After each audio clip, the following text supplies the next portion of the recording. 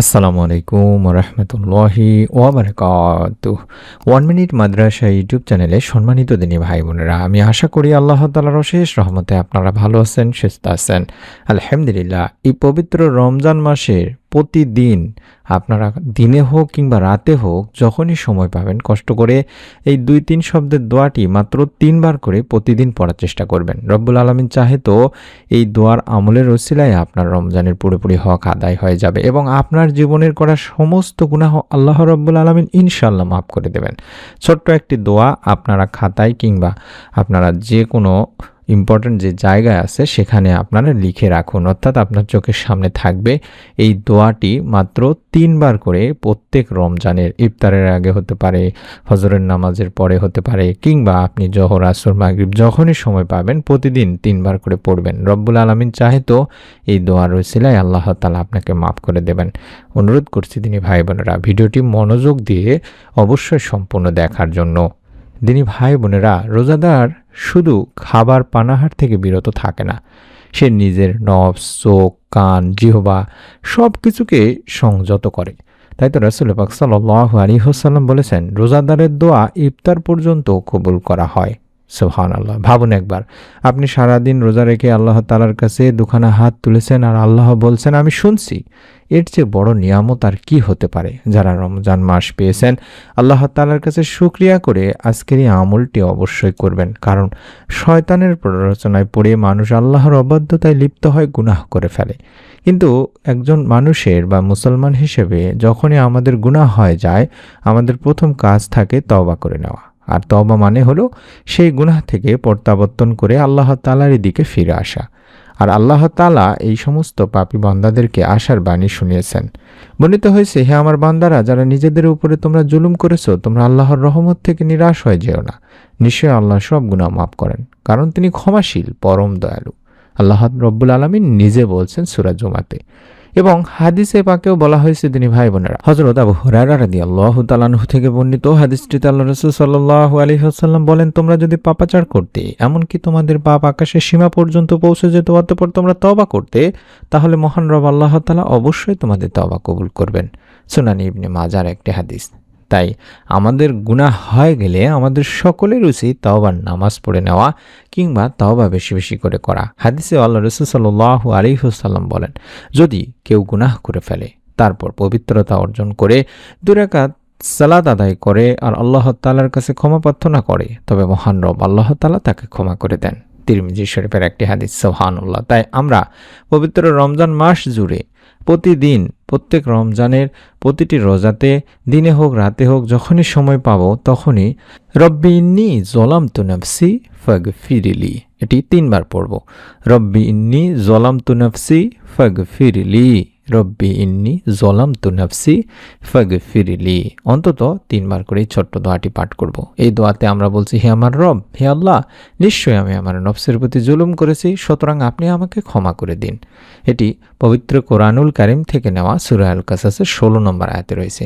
দিনে রাতে যখনই খুশি তখনই পড়তে পারবেন, তবে বিশেষ করে আপনারা ইফতারের আগের এই মুহূর্তটি যেহেতু অতি মূল্যবান, এটি দোয়া কবুলের সময়, তাই তো রাসূল সাল্লাল্লাহু আলাইহি ওয়াসাল্লাম ইরশাদ করেছেন, 3 ব্যক্তির দোয়া ফিরিয়েই দেওয়া হয় না। ন্যায়পরায়ণ শাসক, রোজাদার যখন সে ইফতার করে ও নির্যাতিত ব্যক্তির দোয়া, অর্থাৎ এই 3 ব্যক্তির দোয়া আল্লাহ তাআলা কবুল করে থাকেন। তিনি আরো বলেছেন, ইফতারের সময় রোজাদারের ন্যূনতম একটি দোয়া অবশ্যই অবশ্যই কবুল হয়। সুবহানাল্লাহ, সুবহানাল্লাহ। তাই আমরা ইফতারের আগে যেহেতু দোয়া কবুল হয়, অবশ্যই কবুল হয়, সেই সময়ে আমরা এই ছোট্ট দোয়াটিও অন্তত 3 বার পাঠ করব। অর্থাৎ যে দোয়াটি আমি স্ক্রিনের মধ্যে দেখাচ্ছি, ইয়া ওয়াসিয়াল মাগফিরাতি ইগফিরলি, ইয়া ওয়াসিয়াল মাগফিরাতি ইগফিরলি, ইয়া ওয়াসিয়াল মাগফিরাতি ইগফিরলি, এটিও অন্তত 3 বার এভাবে পাঠ করব। অর্থাৎ হে মহান ক্ষমা দানকারী, আমাকে ক্ষমা করুন। এটি আবুল ইমানে রয়েছে দিনী ভাই বোনেরা। সুতরাং ইফতারের আগে দোয়া মোনাজাতে মশগুল থাকা আমাদের উচিত, অবশ্যই উচিত। বিশেষ করে নবীজির শেখানো এই একটি দোয়া যেন মিস না হয়, সেদিকে আমাদের খেয়াল রাখতে হবে। তবে হ্যাঁ, দোয়া কবুলের জন্য আমাদেরকে বেশি বেশি দরুদের আমল সারাদিনে করতে হবে, কারণ দরুদবিহীন দোয়া আল্লাহ তাআলার কাছে পৌঁছে না। তাই দোয়ার সময় অবশ্যই আল্লাহর প্রশংসার পাশাপাশি আল্লাহ রাসূল সাল্লাল্লাহু আলাইহি সাল্লামের প্রতি দরুদ পড়তে হবে। হাদিসে হযরত আনাস রাদিয়াল্লাহু তাআলা আনহু বর্ণনা করেন, আল্লাহ রাসূল সাল্লাল্লাহু আলাইহি ওয়াসাল্লাম বলেছেন, যতক্ষণ রাসূল পাক সাল্লাল্লাহু আলাইহি ওয়াসাল্লামের উপর দরুদ পড়া হবে না, ততক্ষণ সে দোয়া বাধাগ্রস্ত অবস্থায় থাকবে, অর্থাৎ এ দোয়া আল্লাহ তাআলার কাছে পৌঁছবে না এবং এ দোয়া কবুলও করা হবে না। তাবারানী শরীফের একটি হাদিস। তাই আমাদের প্রথম কাজ হবে দোয়াগুলো পড়ার আগে অন্তত 3 বার করে আল্লাহুম্মা সাল্লি আলা মুহাম্মাদিন ওয়া আলা আলি মুহাম্মাদ, আল্লাহুম্মা সাল্লি আলা মুহাম্মাদিন ওয়া আলা আলি মুহাম্মাদ, আল্লাহুম্মা সাল্লি আলা মুহাম্মাদিন ওয়া আলা আলি মুহাম্মাদ। এটি অন্তত 11 বার করে বা 3 বার করে পড়ে নিয়ে যে দোয়াগুলোর কথা বললাম, অর্থাৎ প্রথম যে দোয়াটির কথা বলেছিলাম, রব্বি ইন্নী যলামতু নাফসি ফাগফিরলি, রব্বি ইন্নী যলামতু নাফসি ফাগফিরলি, রব্বি ইন্নী যলামতু নাফসি ফাগফিরলি।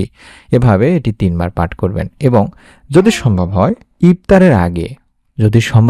ইফতারের আগে অন্তত 3 বার পাঠ করবেন এই ছোট্ট দোয়াটি, অর্থাৎ ইয়া ওয়াসিয়াল মাগফিরাতি ইগফিরলি, ইয়া ওয়াসিয়াল মাগফিরাতি ইগফিরলি, ইয়া ওয়াসিয়াল মাগফিরাতি ইগফিরলি। এভাবে 3 বার পড়ার পরে দুখানা হাত তুলে যখনই আমলটি করবেন দোয়া করার চেষ্টা করবেন, অন্তত দুখানা হাত তুলে দোয়া করবেন তিনি ভাই বোনেরা। আমি আশা করি রব্বুল আলামিন আল্লাহ তাআলা আপনার সারা জীবনের গুনাহ ইনশাআল্লাহ এই রমজানের ওসিলায়, এই আমলের ওসিলায় মাফ করে দেবেন এবং রমজান মাস জুড়ে যদি আপনি আমলটি করতে পারেন, রব্বুল আলামিন রমজানের পুরোপুরি হক আপনার জন্য আদায় করে দেবেন। মনের মধ্যে শতভাগ বিশ্বাস নিয়ে নিয়ত করে আমলটি করবেন।